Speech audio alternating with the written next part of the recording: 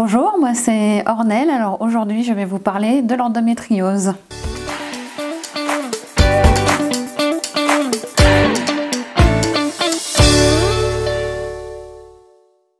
Salut Ornelle, bon, ça me fait plaisir que tu aies accepté l'invitation, merci. Oui, merci bien de cette invitation. Alors, est-ce que tu peux te présenter? Oui, alors moi c'est Ornelle, 41 ans, j'ai actuellement 2 métiers. Donc je suis AESH en école primaire et je suis photographe à mon compte à côté. Okay. Voilà. Aujourd'hui, donc on se voit pour que tu nous parles de l'endométriose. Oui. Est-ce que tu peux nous parler de cette maladie, nous la présenter? Alors c'est une maladie gynécologique chronique, donc qui atteint la plupart de l'appareil gynécologique, donc des athérences, des nodules, ça peut être aussi des kystes ovariens. Voilà, donc c'est un peu complexe, mais chaque endométriose est différente pour chaque femme. Voilà. Est-ce que tu peux nous parler de ta propre expérience avec cette maladie? Alors j'ai longtemps eu des règles douloureuses, des coups de poignard dans le ventre qui appuie très fort toute la journée, tout le temps, pendant les cycles. Donc c'est ce qui a entraîné l'endométriose suite à une grosse crise un jour que j'ai pas pu guérir naturellement par des médicaments. Donc j'ai dû aller aux urgences. Voilà. Ok. En fait, depuis la puberté, tu as toujours eu des douleurs importantes? Oui, tout à fait. Oui. Et bon, tu connaissais pas cette maladie? Alors je connaissais pas, j'avais pas d'antécédents familiaux. Pour moi, c'était normal d'avoir mal.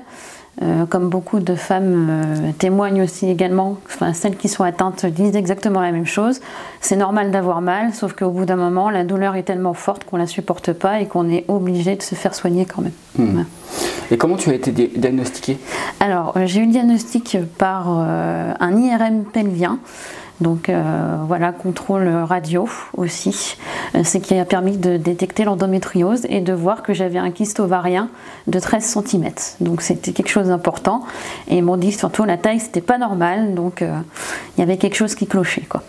Ok, ce diagnostic il fait suite à la crise importante dont tu as parlé tout à l'heure.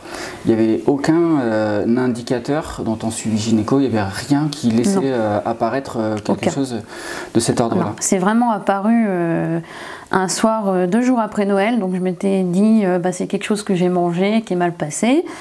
Et du coup, très mal, mais vraiment plus, enfin, je pouvais pas supporter, donc du coup, direction les urgences.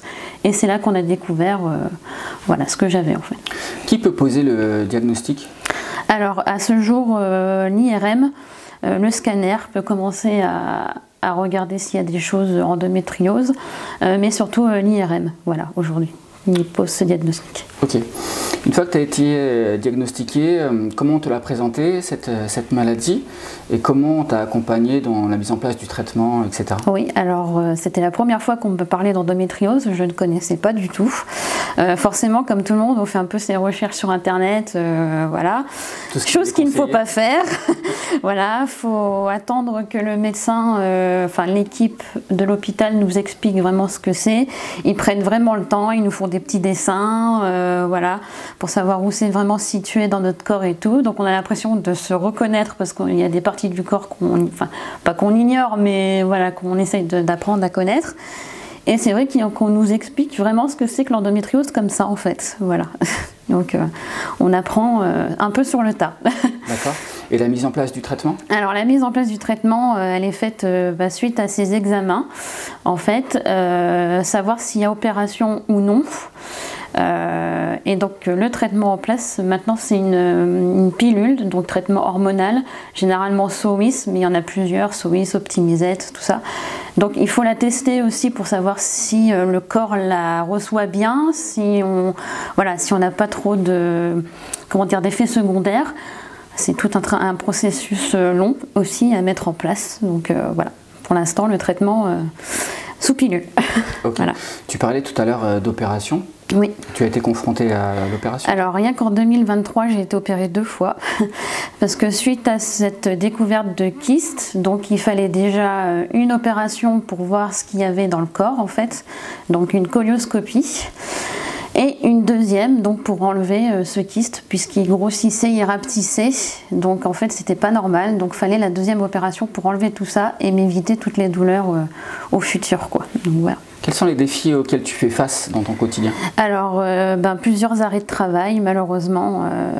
La peur de la perte du travail, puisqu'on est souvent arrêté suite à des douleurs qui nous prennent n'importe quand. Enfin, on ne peut rien prévoir, quoi.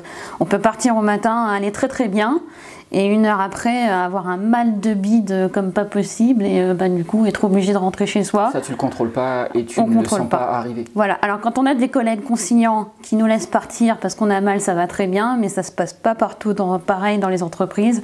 Et du coup, souvent, c'est souvent mal vu d'avoir une maladie comme ça, de laisser son poste finalement. Voilà, donc c'est le gros inconvénient de la maladie, quoi. Tu n'as pas d'aménagement ou de choses particulières liées avec la médecine du travail? Actuellement, non, parce que j'estime que j'en ai pas besoin. J'ai déjà 24 heures, donc ce qui me permet justement de me reposer à côté et de pouvoir être aménagée au mieux, en fait. Voilà. Ok. Au-delà de l'aspect travail, comment cette maladie elle affecte ton quotidien? Alors là où ça affecte, c'est qu'on aime bien rester chez soi, alors que des fois on a prévu des soirées et tout ça, sauf qu'au dernier moment, paf, un mal de bide nous prend et on ne peut pas aller à cette soirée, donc forcément l'entourage... Voilà, ils ne comprennent pas forcément qu'au dernier moment on peut annuler. Bon, j'ai pas ce cas-là malheureusement, mais souvent dans la plupart des patientes, c'est un gros problème parce que on peut rien prévoir. On peut avoir un mal de bide n'importe quand. Voilà, donc c'est plus gênant dans le côté social en fait. Voilà. C'est des crises qui peuvent durer combien de temps? Alors, ça peut durer sur 15 jours, parce que c'est souvent les cycles féminins. Donc on peut avoir mal pendant 15 jours. Il y a des crises qui peuvent être minimum 5 minutes, avec un cachet ça passe. Et des fois, ça dure plus longtemps, donc on ne sait pas en fait. C'est ça la complexité du truc. Okay.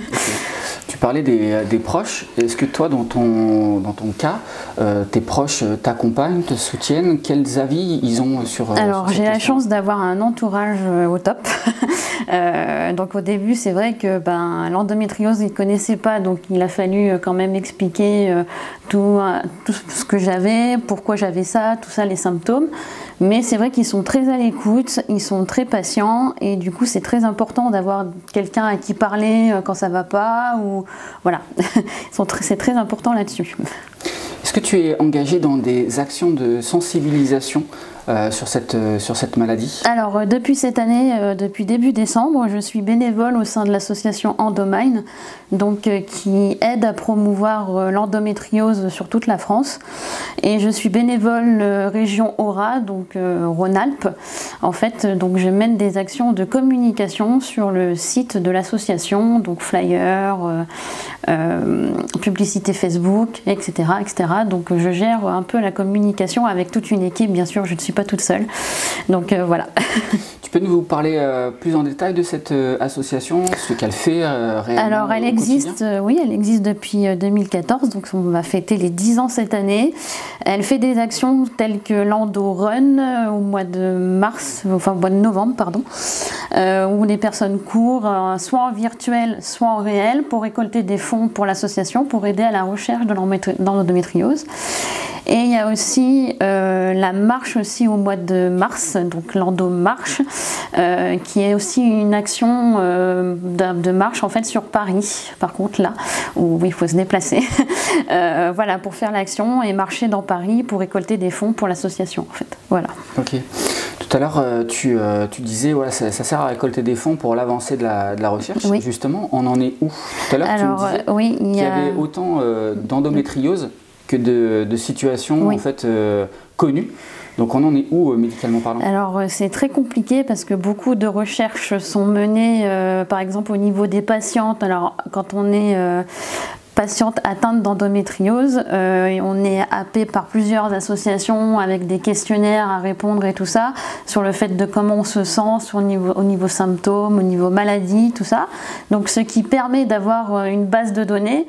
Mais clairement, honnêtement, aujourd'hui, on n'en est que là. On n'a que des bases de données, on n'a pas vraiment de traitement, d'avancée qui fait qu'on guérit pas de l'endométriose médicalement, en fait, aujourd'hui. Voilà. Ok. Comment les personnes lambda peuvent-elles aider et soutenir les personnes atteintes de cette maladie? Alors, faire un don aux différentes associations qui œuvrent pour la recherche de l'endométriose. Alors, il y a l'Endo-France aussi, Endo-France et Association Endomind, donc qui sont les deux plus importantes associations qui aident à la recherche, notamment voilà, pour la recherche de l'endométriose. Est-ce que tu as des conseils pour les personnes qui souffrent de cette maladie, peut-être des choses que tu as vécues dans ton parcours, oui, qui t'ont aidé et peut-être que tu voudrais transmettre? Alors moi on m'a conseillé, alors je fais déjà beaucoup de sport à la base, je fais de la danse notamment, donc qui fait du bien au niveau des douleurs neuropathiques, parce que ça prend pas que le ventre, ça prend tout le dos et tout le bas, et le yoga aussi qui fait beaucoup de bien, qui apaise le corps et qui fait apaiser les douleurs aussi, et la méditation qui fait aussi beaucoup de bien. Voilà, qui apaise tout ça. C'est des choses qu'on t'a aussi conseillées dans ton parcours, tout ou tu à fait. Découvert par toi-même? Alors la méditation et le yoga je connaissais par moi-même, bon la danse j'ai continué et on m'a fait découvrir aussi l'ETP, alors qui est le parcours thérapeutique du patient. Donc là on explique des exercices de sophrologie, il peut y avoir des groupes de parole aussi qui peuvent faire du bien. Avec un suivi médical, voilà, notamment au CHU de Clermont-Ferrand qui propose ça. Et on est très bien entouré du coup, donc ça permet d'avoir des conseils et d'accepter en fait la maladie au mieux, quoi. Voilà. On arrive au terme de cet échange. Est-ce que tu souhaiterais avoir le mot de la fin? Alors je ne sais pas trop quoi dire, sauf que 2023 a été une année, comment dire, assez éprouvante. Ce qu'il faut savoir, c'est que quand on est diagnostiqué endométriose, c'est un parcours assez compliqué qui vous attend. Mais on en ressort après grandi en fait et on a des forces insoupçonnées. Voilà, moi je sais que j'ai beaucoup rebondi suite à cette maladie et du coup j'en fais une force en fait. Alors certes il y a beaucoup de fatigue aussi qui vous attend, mais ça fait grandir en fait. Voilà, ça fait voir qu'on a des forces insoupçonnées et du coup on est quand même forte, quoi. Voilà. Ben, merci pour ton témoignage, Armelle. Merci. Merci à vous d'avoir regardé cette vidéo. Je vous dis à bientôt pour un nouveau portrait. Portez-vous bien. À bientôt. Salut.